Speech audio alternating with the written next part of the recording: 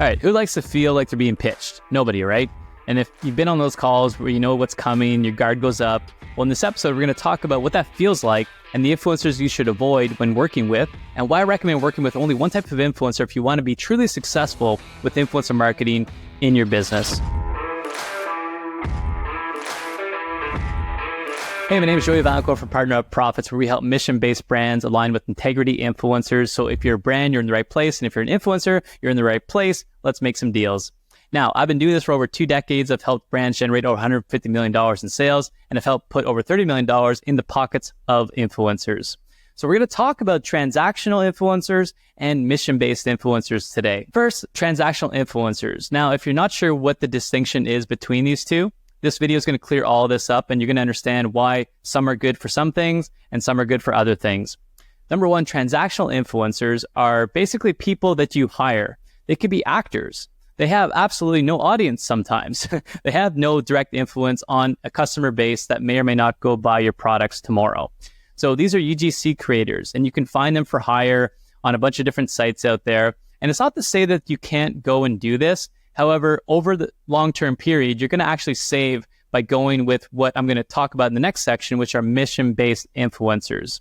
So if you have a hard time recognizing transactional influencers, there's a good way to, again, distinguish between if you're going to a platform and hiring them and they're doing a script and they have no audience actually to market to, that's a transactional influencer.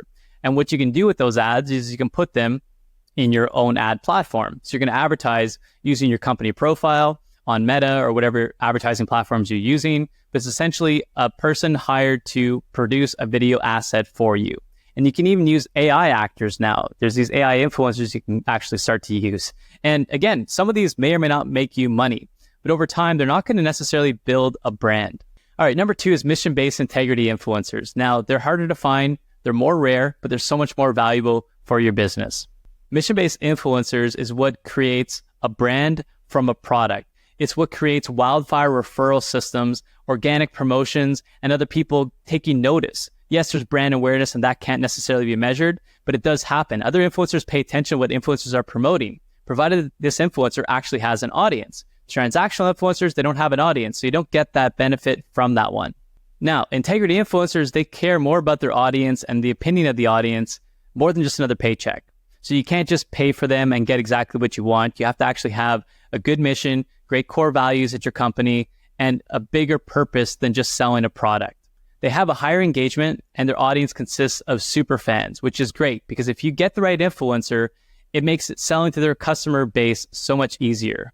You can then move from that relationship of just a direct post to leveraging their content in your ads, in user-generated content, in advertising through their profiles, as well as eventually creating dynamic insertions on marketing pages using their likeness. Imagine having an influencer who promotes you, then you put their video testimonial on the page. When their customer gets there, they see their video testimonial, and they can also put their photo on top of the page. So some of this requires a bit of licensing, but oftentimes with mission-based influencers, they want to help the brand succeed. They want to help the deal survive. So it's in their best interest to increase conversions, which all of those things do, which you won't get necessarily from a transactional-based influencer who doesn't have an audience, and nor will it make a difference because they don't really care about the influencer. They just got tracked down by an ad. And yes, that continues to work. So you can still use transactional influencers, but I do recommend continuing to pair up with mission-based influencers to increase the organic growth of your ambassador program. And like I said, another benefit is that integrity influencers follow other integrity influencers.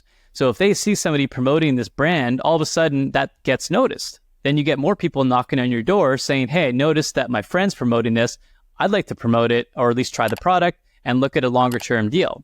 So you're starting to attract super fans to your brand based on not just acquiring influencers and customers, but getting the attention of other people following these influencers. And in this case, it might seem like a lot more work to get mission-based influencers, and it is, but they accumulate over time. And as you build the solid foundation, a solid base of people that have missions and that have integrity and that want to promote your brand, all of a sudden getting new people of that caliber becomes easier.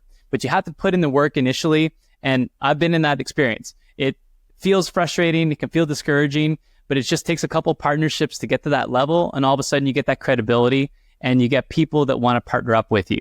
So listen, if you've targeted a few mission-based influencers and they didn't say yes to you, don't give up. It does take time. Continue to cast wide nets as well as take your shots with the bigger influencers and really just diversify your outreach methods so that you continue to build your base ambassador program and your higher tier, higher caliber mission-based influencer program. And number 3, if you're not really sure, because sometimes if you're not just hiring somebody from a platform and you're trying to work with somebody because you outreach them directly and you want to strike up a deal with them and you're wondering, should I partner with this person? Are they transactional? Are they mission-based?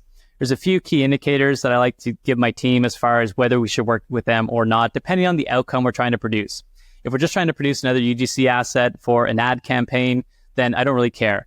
However, if we're looking for organic growth, if we're looking for direct attribution in terms of them actually providing a link to their audience or a code and making it sale, then these are important indicators, okay?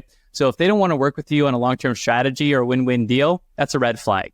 If they promote every other product out there, so they promote 5 different sleep products or 5 different mattresses if you're in the sleep category, you probably don't want to promote them because they're just transactional. They're taking a paycheck, they're recommending it to the audience, and they're producing a piece of an asset that they can give back to the brand, which again, it has a place, but that's not what we're after here. We're after direct attribution. We're after sales. We're after performance marketing.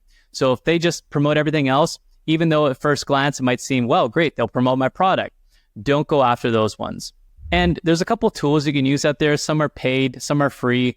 But if they have a large amount of fake followers, of course, you want to avoid them, okay? Because they're probably just inflating their numbers to bring up their ad costs for you so that, you can pay a bigger price tag on their post and not get anything in return, unfortunately. But the ultimate test is if somebody wants to try the product, great. I get them to actually do an unboxing if they want to do something longer term with us. If they don't do the unboxing, I want them to at least sign up to become an affiliate or an influencer affiliate, basically getting a commission structure going. And if they want to do a longer term strategy, I want to lock them in with a hybrid deal. I don't want to just pay their flat rates every time.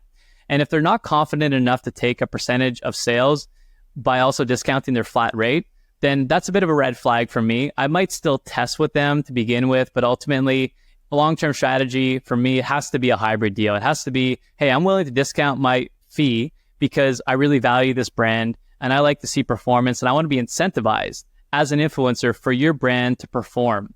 Okay, so I want results for you. And that's what I want from an influencer telling me when I'm working with them from the brand's perspective. And if any of those red flags come up, that's up to you to decide whether or not you still want to move forward with them. However, if you're looking for true mission-based influencers, those are the key indicators that I look for. And if they do want to do mission-based deals with you, like hybrids, if they do want to continue to promote you and make up for like maybe lack of success in some campaigns and try different angles, those are the ones, the green flags, the green lights, however you want to call it, you want to work with them.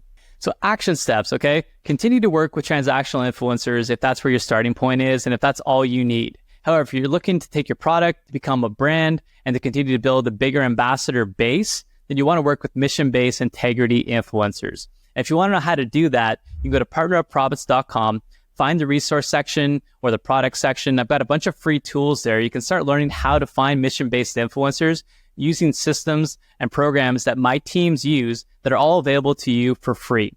And if you like this episode, don't forget to hit the like, subscribe, and comment on this. Let me know if you liked it. Let me know if you want to hear other things or your experience doing brand deals with influencers, and just share it with somebody else. Leave a review. Would totally appreciate any of those things and all of those things. And as always, don't forget, you're just one partnership away from changing your business. So get ready to partner up and profit, and we'll see you in the next episode.